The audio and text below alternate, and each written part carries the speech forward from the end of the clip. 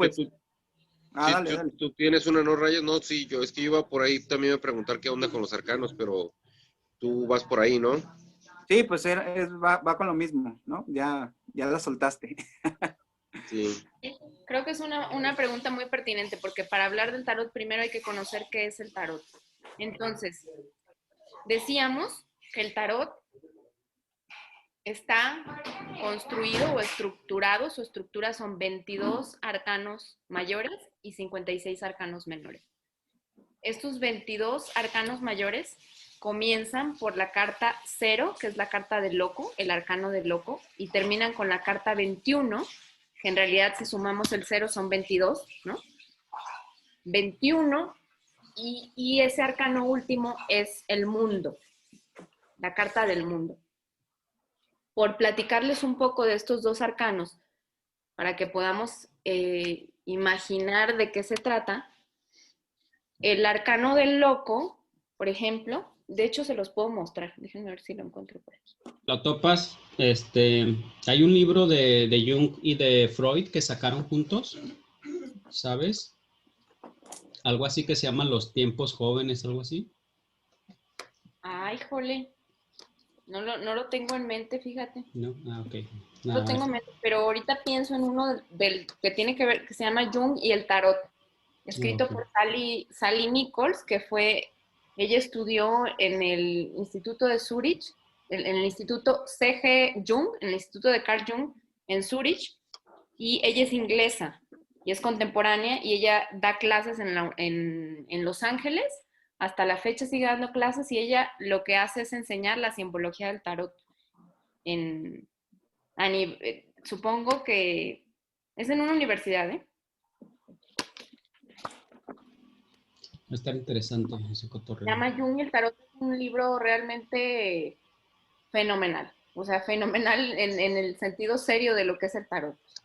Ajá.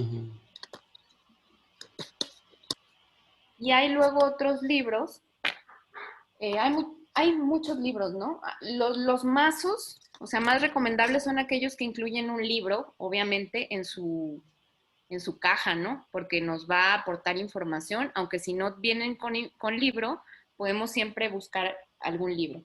Por ejemplo, este mazo, que es el que yo más uso, es mi favorito porque es con el que me inicié, es el tarot mítico. El tarot mítico de Juliet Sherman y Liz Green. Entonces ellas crearon este tarot, que lo conseguí originalmente también con su libro.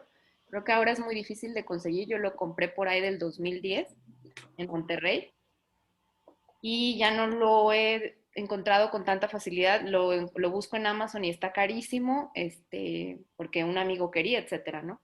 Pero bueno, este libro es un tarot bellísimo y muy interesante porque además se superpone a esta idea de los arquetipos, una correspondencia con mitología griega. O sea, cada arcano corresponde a un mito griego, ¿no? Y entonces, por ejemplo, les iba a mostrar esta carta. Ok. Este es el loco. Ajá. ¿Por ahí se ve bien? Sí. Ok, les digo, el tarot mítico, ¿no? Entonces aquí tenemos, por ejemplo, esta es la carta 0, el arcano 0, ¿sí? Y el arcano, si nosotros pensamos, y creo que también esto puede clarificar mucho la idea del tarot, los arcanos relatan de manera cronológica el camino de la vida en su sentido, digamos, de evolución existencial. La carta 0 es la expulsión a la vida, la expulsión del vientre materno. O sea, esta cueva representa el vientre materno y es expulsado este hombrecito que es como muy joven, parece un niño, y él va caminando, si se fijan, como muy sonriente, muy contento, va brincando, casi bailando, pero camina por un suelo desértico. O sea, es un suelo que no es fértil todavía, ¿no? Y está coronado, tiene una corona como de laureles, Sí. y se llama el loco porque este inicio, esta salida, este comienzo de la vida en, digamos, el hombre más básico, el hombre más primitivo, también está vestido de pieles, de piel animal, ¿no? ¿Por qué? Porque este ser primitivo está totalmente gobernado por los instintos, ¿sí? Por su sexualidad, por el instinto de supervivencia, por el hambre, el sueño. Y entonces ese es su guía, eso es lo que lo guía en su camino. Por eso va así como tan despistado, tan contento, como que también representa lo irracional, todo el mundo, todo el universo que está desconectado de las construcciones o de las elaboraciones intelectuales, ¿no? Entonces es un ser muy primitivo, muy básico, y por eso es la carta cero, ¿no? Ahora, les platico de la correspondencia con el mito griego, su correspondencia es Dionisio.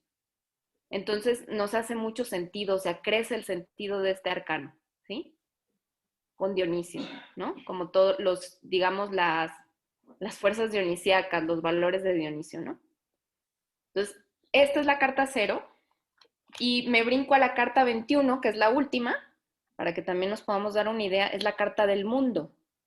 Podemos ver a un ser híbrido, mitad hombre, mitad mujer, ¿sí? Podemos ver dos cabezas, una femenina y una masculina, y está rodeado por una serpiente que se come su propia cola, ¿no?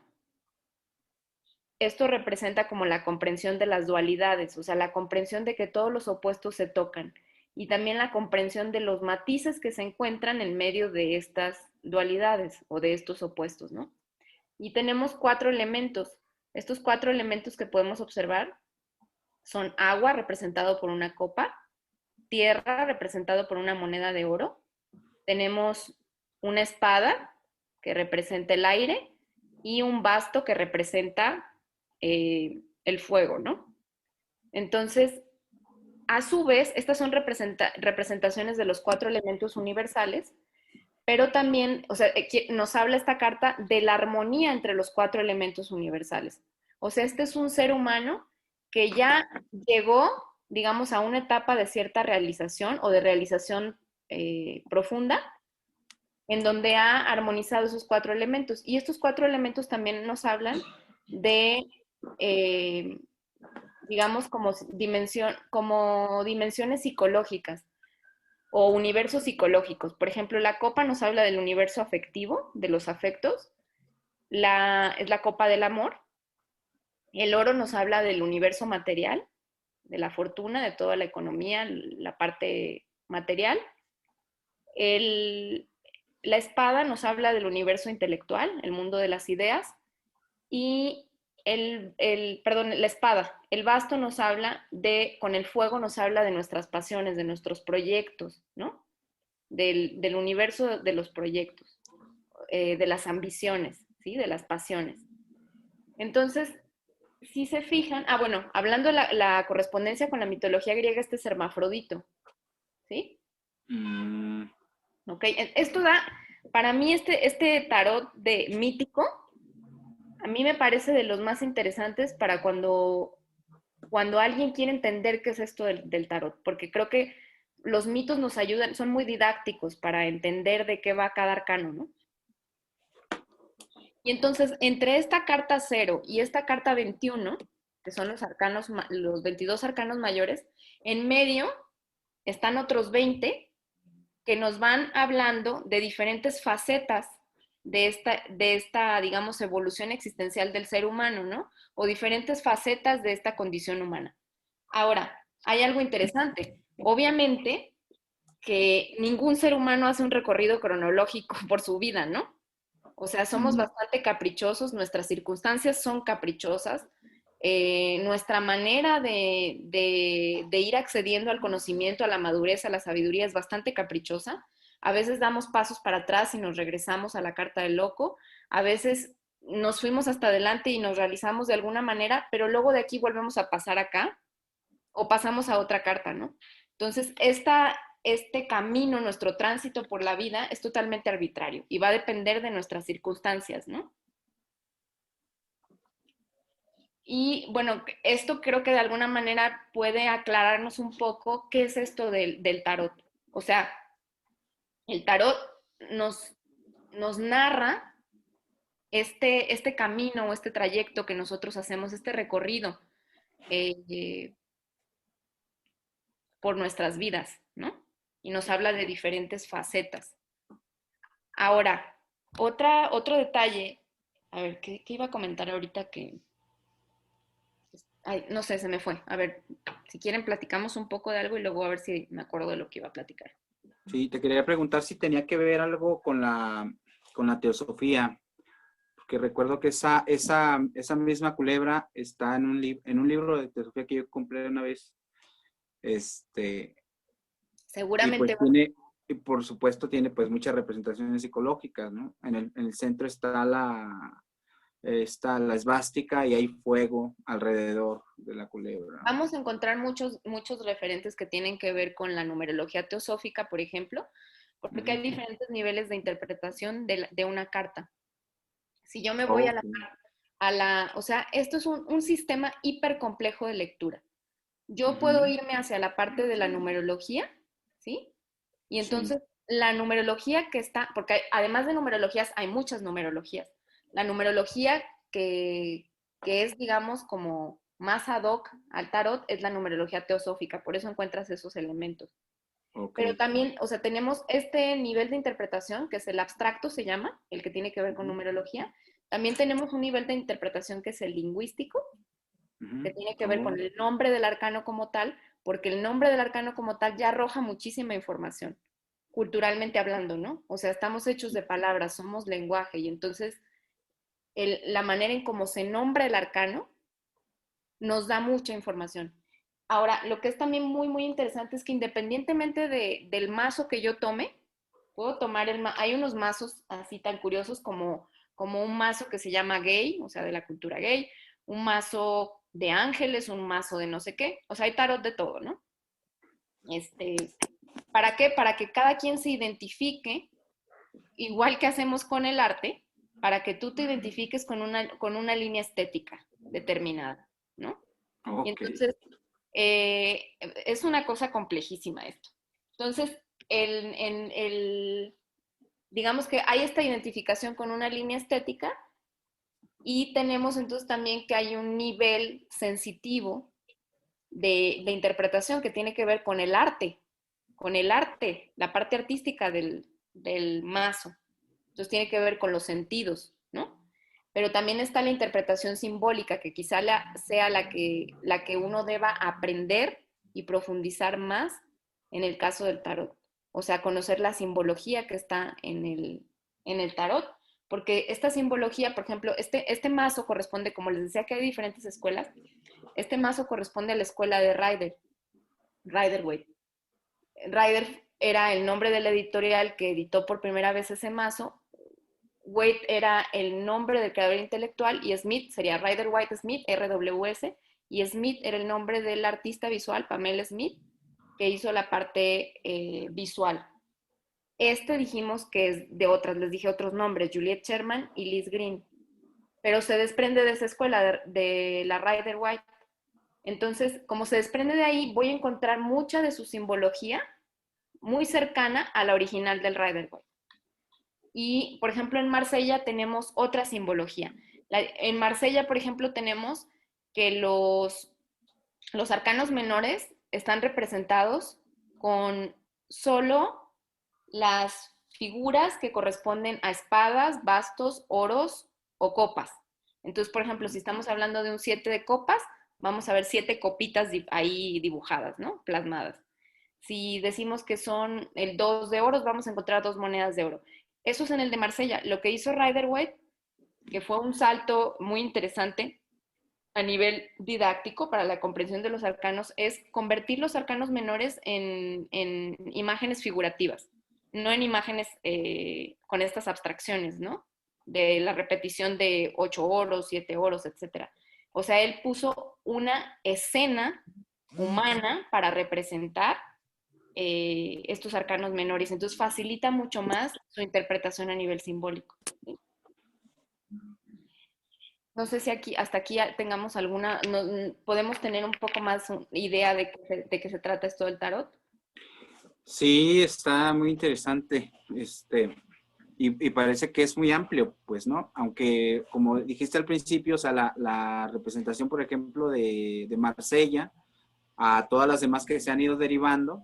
O sea, tienen similitudes, pero ya cada quien como que elige, ¿no? Con la cual se siente identificado. Y me figuro pues que el tarotista es como un Virgilio, ¿no? O un guía espiritual, como conocemos muchos, ¿no? Pues esa sería la aspiración. Esa sería la Ok. aspiración. Y bueno, y también dependiendo del enfoque. O sea, hay que pensar en que yo necesito conocer el enfoque del tarotista, o sea, yo como consultante necesito conocer el enfoque del tarotista para ver si eso tiene que ver conmigo o no. Que creo que eso a veces no lo sabemos. O sea, o la gente no lo explora porque a lo mejor lo que busca son respuestas, ¿no? Entonces, ¿todos queremos respuestas? Sí, es parte de esta condición humana. Todos estamos buscando respuestas, pero hay respuestas simplonas, hay respuestas básicas, hay respuestas incluso inventadas, ¿no? O sea, hay respuestas mentirosas o engañosas. Y también hay respuestas que van a apelar más a este viaje hacia adentro, a esta introspección. O sea, va a haber preguntas con las cuales yo tengo que lidiar. O sea, yo tengo que escarbarle para saber cuál es la respuesta a esta pregunta que yo me estoy haciendo. Y eso es parte de mi chamba como ser humano, ¿no? Uh-huh. Entonces, hay respuestas facilonas, simplistas, que las voy a encontrar en estos enfoques de tarots adivinatorios o predictivos.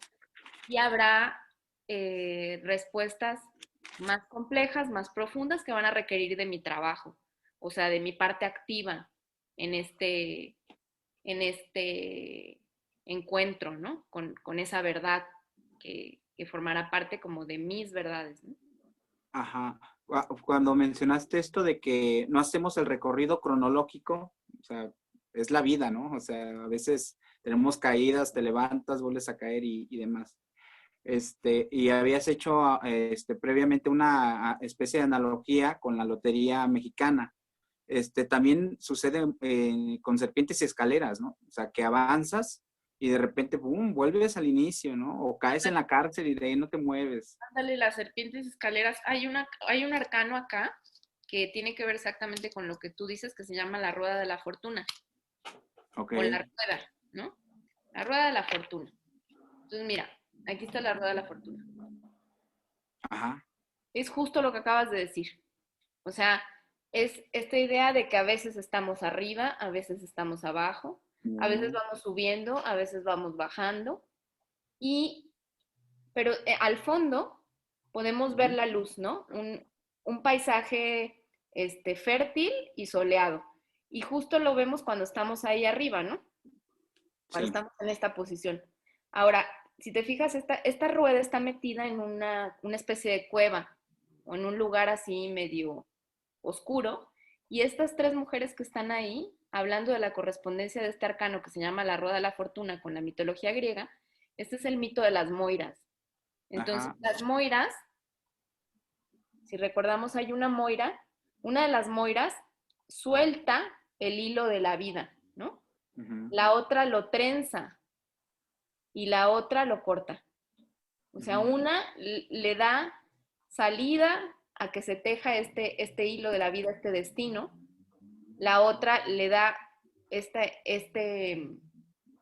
esta forma, este tejido, y finalmente la otra que da la muerte es la que corta el hilo, ¿no? Entonces las moiras están ahí para hablarnos de que hay una parte, digamos, que tendrá que ver si creemos o no creemos en el destino, pero que eso sería otra gran pregunta, ¿no? Casi para otra o para otro programa, pero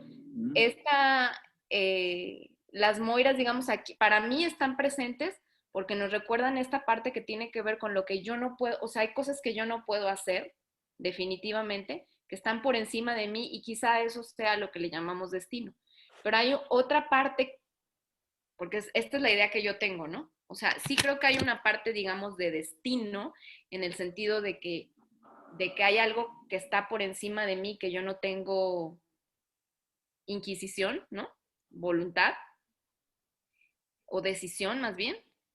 Pero O hay otra control, ¿no? parte, ¿eh? o control, control. pero hay otra parte que por supuesto que tiene que ver conmigo y ahí es donde entra la libertad. Entonces creo que somos como una mezcla extraña entre seres libres, pero a la vez constreñidos por nuestras propias circunstancias. O sea, somos libres en parte y también estamos de alguna manera determinados. O sea, es un poco extraña, ¿no? Esta manera, porque no creo que estemos ni de un lado ni del otro. Creo que estamos siempre con estas dos, algo de libertad y algo de destino, ¿no? Con esa dualidad. Sí, con esa dualidad. Habrá quien lo ve de una manera, desde un extremo, otros que lo ven desde otro, ¿no? Pero yo creo que tenemos algo y algo, un poco de esto y un poco del otro, ¿no? Del destino y la libertad. Ok, bueno, otra que se me hace interesante de lo que has comentado es que, o sea, históricamente el tarot se creó como, pues sí, estas formas de representación, pero tú le estás dando como una perspectiva personal, ¿no? De lectura, psicoterapéutica a partir de Jung. Así es, creo que no solo yo, o sea, habrá personas, habrá ciertos tarotistas estudiosos del tarot que incluso no tengan que ver con Jung y que hayan entendido que el tarot habla de lo humano. O sea, eso creo que no es tan difícil de entender. O sea, pienso yo que algunos tarotistas estudiosos, aunque no tengan esta relación con lo psicológico, Ajá. Pueden pues ver que ahí está como narrada esta parte de esta condición humana de la que hablamos, ¿no? Ahora, pienso que hay una pregunta obligada con este tema del tarot. O sea, ok, estos son los arquetipos que en el tarot están nombrados de tal o tal o cual manera y que son los arcanos, ¿no? Los arcanos mayores o menores. La pregunta que podríamos hacernos es, bueno, ¿y entonces cómo entra esta parte del azar? O sea, ¿por qué el azar se vuelve importante o cómo es que lo azaroso va a dar cuenta de algo tan personal como las circunstancias que cada uno de nosotros estén viviendo, ¿no? O sea, ¿por qué el azar? Porque ahí entraría como un aspecto que pudiéramos cuestionarnos como un poco algo de magia, ¿no? Como si la magia Ajá. estuviera presente. Entonces, desde mi punto de vista, que bueno, no es mi punto de vista, en realidad también es una cosa junguiana, es un concepto junguiano que se llama sincronicidad. No sé si le suena esto de la sincronicidad. No, yo no había escuchado, como tal, no. Ok, la sincronicidad es como la simultaneidad de dos eventos que no tienen aparentemente relación entre sí, pero que confluyen en tiempo y espacio, a los cuales les atribuimos un sentido. Ejemplo, yo voy caminando por la calle y voy pensando en mi amigo Manuel, ¿no? Pues doblo la esquina y me encuentro con Manuel. Eso es sincronicidad. O sea, yo iba pensando en él, me lo encuentro y entonces ocurre algo que parece mágico, ¿sí? Esto que parece mágico, en realidad es sincrónico, es decir, confluyeron en tiempo y espacio mi pensamiento sobre Manuel y Manuel caminando por X, Y o Z, y atravesándose por donde yo iba o yo atravesándome en su camino, ¿no? Entonces, ahí hay una construcción de sentido. O sea, yo construyo el sentido y digo, wow, esto es mágico, ¿no? Esta construcción de sentido, porque los seres humanos tenemos también esta tendencia y es totalmente humana, o sea, es totalmente natural y además tiene su belleza, ¿no? Esto de considerar las cosas como señales, como magia, como... pero lo que ocurre ahí es que yo le estoy atribuyendo un sentido, que yo estoy cargando de sentido esta coincidencia, ¿no? Y esa carga de sentido y sí, este significado que yo le doy a ese evento es lo que lo hace maravilloso. O sea, ahí estoy yo presente con esta parte que les digo de proactividad y de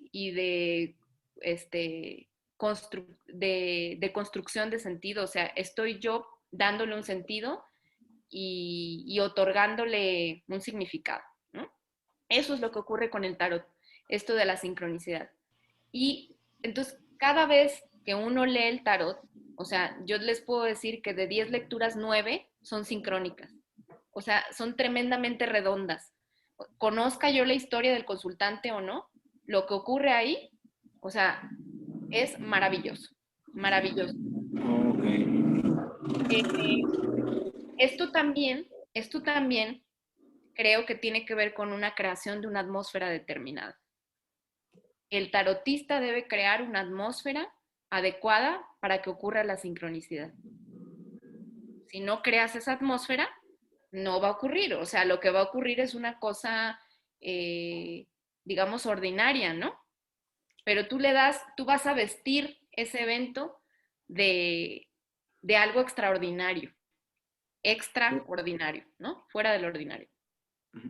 O sea, aquí te refieres a, por ejemplo, a decorar el cuarto donde vas a estar, al color, a Lo que la quieras, forma del todo lo que vestido. quieras. Cada tarotista tiene sus mañas, ¿no?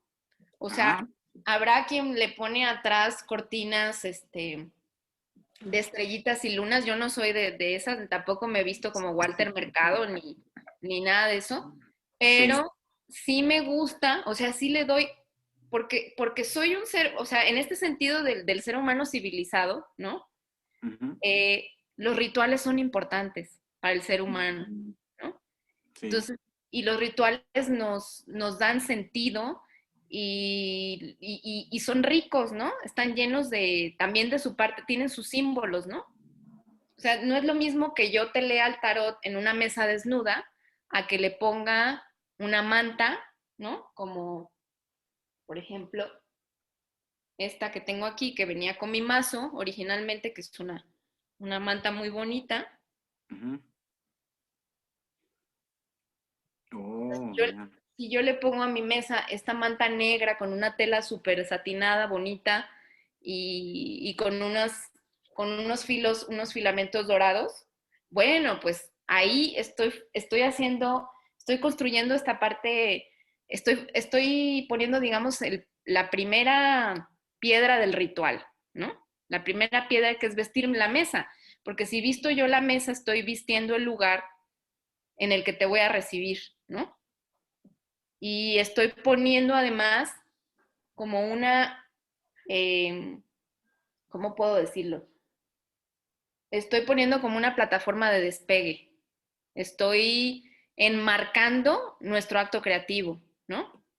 O sea, hay una serie de cosas que están implicadas en ese solo hecho de yo poner una mantita, ¿no? Si pongo incienso, si pongo música, si pongo algún aceite esencial, si pongo o si trabajo en silencio, si hago ejercicios de respiración, si le pido al otro que haga tal cosa, que nombre tal cosa, que repita a modo de mantra tal, ¿no?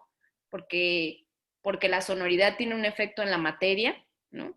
O sea, qué sé yo, o sea, cada tarotista te platicará sus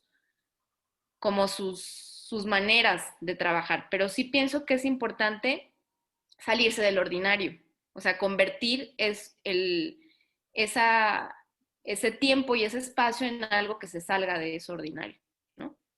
Para que ocurra esto que estamos platicando, que es la sincronicidad y esta construcción de sentido y esta, digamos, eh, como, como magia, ¿no? Entre comillas. Ujú. Oye, según el Es que ejemplo que diste de la sincronicidad, ¿a qué fenómeno se le atribuye o tú le atribuyes esa coincidencia, más bien ese fenómeno, a qué se lo atribuyes?